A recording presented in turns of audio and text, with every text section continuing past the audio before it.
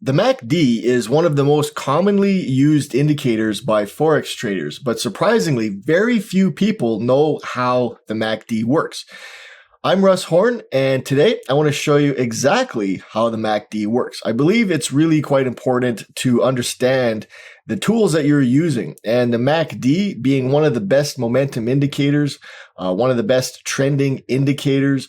It's really good for all kinds of things, but the masses that use it don't understand how it's put together. And I'm going to show you exactly how it's put together, how it works, and why it does the things it does.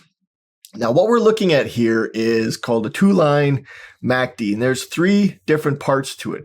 We've got the MACD line, which is the blue line. We've got the signal line, which is the red thinner line, and we've got the histogram, and that's the green and the red bars that are coming out of this center line, or the zero level. We're going to start with the name. First of all, MACD. It's moving average convergence divergence. So what it's doing is taking a look at a couple of different moving averages that are on the charts that we can't see, and it's seeing how they relate to one another. Are they moving apart from each other? Are they coming towards each other? Are they crossing over?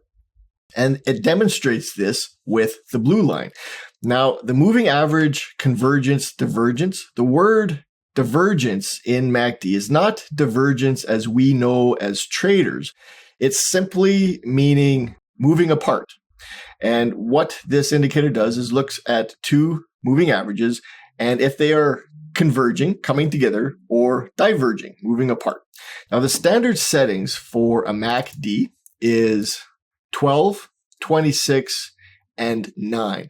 So we're going to take a look at the first two settings here, the 12 and the 26. So we've got them labeled as fast EMA and slow EMA. The 9 is a signal SMA. Again, we're going to take a look at the 12 and the 26 and see how all of this relates. The 1226 is the standard setting, and what it's doing is it's looking at the 12 EMA and the 26 EMA as it's plotted on the chart. So let's do that. We're going to add a 12 exponential moving average. I'm going to make this one blue. We're going to plot a 26 exponential moving average. I'm going to plot this one as red. And what we've got on the chart are the 12 and the 26. This is the first two settings of the MACD. Now, what I'm going to do is get rid of a lot of this stuff on the MACD. So I'll go back to my MACD settings, and under colors, I'm going to keep the blue because this is the MACD line, but the rest, I'm going to color none. And this is really the foundation of the MACD. Everything else is built upon the line that you see here. Now, the MACD is called a price oscillator. What it's doing is it's taking a look at the moving averages that are on the chart, and it's showing us the gap, or what's commonly known as the difference between these moving averages. So we're going to start with crossovers because they're the easiest to see. So if I take a look at this crossover here, where the 12 crosses below the 26, we can see that the MACD is sitting on this zero level, this line that runs through the middle of the chart. So it's sitting at the zero level because there is no gap, no space between the 12 and the 26. And we'll do this again over here, where the 12 crosses above the 26 on this big candle here. We can see again that the MACD line sits at 0. And again, that's because there's no gap, no difference between the 12 and the 26. They are at the same price. There's no pips of difference between them. So what happens is when the 12 drops below the 26, the MACD line drops below its 0 line. And 0 simply means 0 pips of separation between the two moving averages.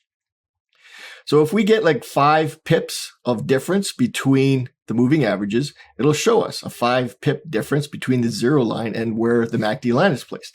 When they separate a little bit further, when they diverge, we get, say, 20 pips of difference between the 12 and the 26. We'll see 20 pips of difference between the 0 and the MACD line. And this is how this relates. We can look at it like the 0 line is the 26 and the MACD line is the 12.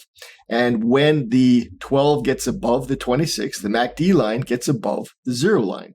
When the 12 gets below the 26, the MACD line gets below the 0 line. The gap between them is showed by the distance away from the MACD. And it's really that simple. We have a price oscillator, and that is what a price oscillator is looking at, the space, the gaps between the two different moving averages.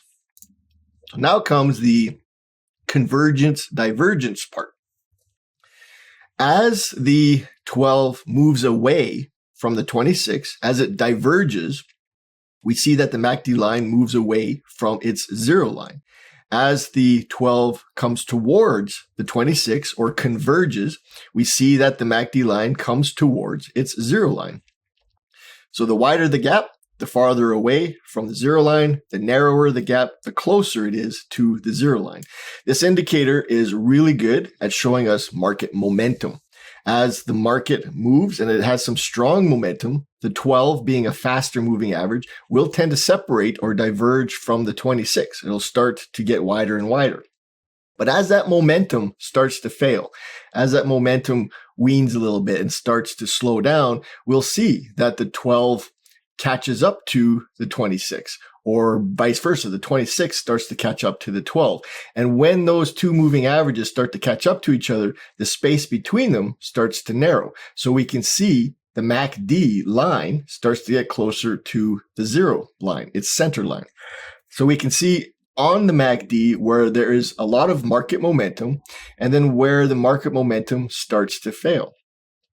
With the MACD line as well, the information that we can get is trending. If the 12 is below the 26 or the MACD line is below its 0 line, we have a downtrend. And the opposite is also true. When the MACD line is above the 0 line, we essentially have an uptrend. So we can have an uptrend that is starting to fail as it loses its momentum. We can have a downtrend that is starting to fail as it loses its momentum and gets closer to the 26 and the 12, to the different moving averages. As they start to approach each other, that momentum starts to fail. And that is essentially how the MACD functions. With the MACD, there's other stuff too. So what we're going to do is add a signal line. And that is what this one here is going to be. Color it red. And this is the 9 setting. So again, when we look at the inputs, we've got 12, 26, and 9. And the signal line is this red line, and that's what the 9-period simple moving average is.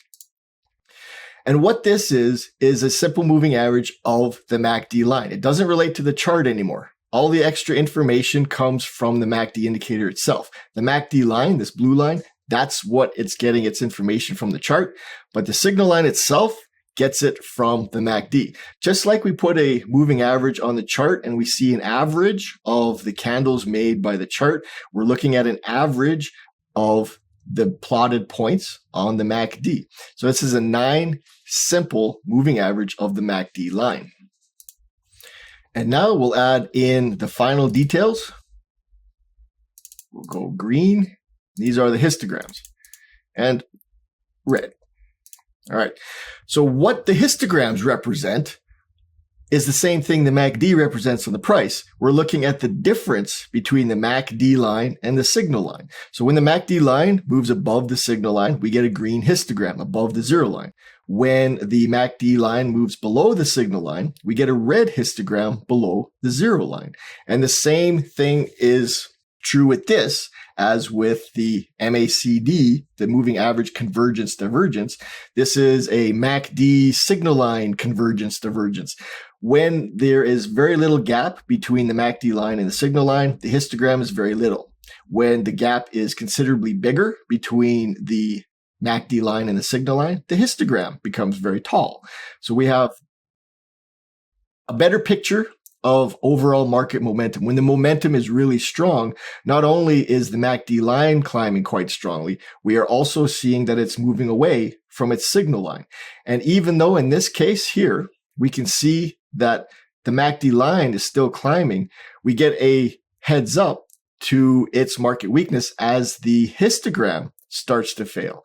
So we have a climbing MACD line. We are seeing ahead of time, it's failure in momentum as the signal line gets closer and closer to the MACD line as its momentum starts to fail. This is what makes it really one of the best momentum indicators there is. We get to see momentum from the MACD line. We get to see momentum from the signal line as well. So we get two different angles, two different approaches to the strength and the momentum and the failure of the strength and the momentum of the MACD indicator of the market. This is a wonderful indicator, and this is how it's built. It's really quite simple, but now that you know how the MACD works, you'll better be able to use this in your day-to-day trading. We can have a downtrend with green histograms. This means that we have a downtrend and the momentum is really quite weak. And as that green histogram turns red, we can see that the momentum is starting to gain strength. In an uptrend, we can see that we have an uptrend as the MACD line remains above the zero line, but the momentum of it becomes very weak as the histogram turns red. But then as the histogram turns green, we regain that upward momentum and then the market can take off. So we've got that uptrend because the MACD line is above the zero line and a resumption of that upward momentum when the histogram turns from red back to green. It's kind of like seeing a pullback. If you want to trade the pullbacks, this would be a great way to do it. We have the market losing its momentum and then regaining its momentum. And at that point, we can take another trade and capitalize on this newfound push, this newfound momentum that the market has taken. So enjoy the MACD. Now that you know how it works, you can put it to good use.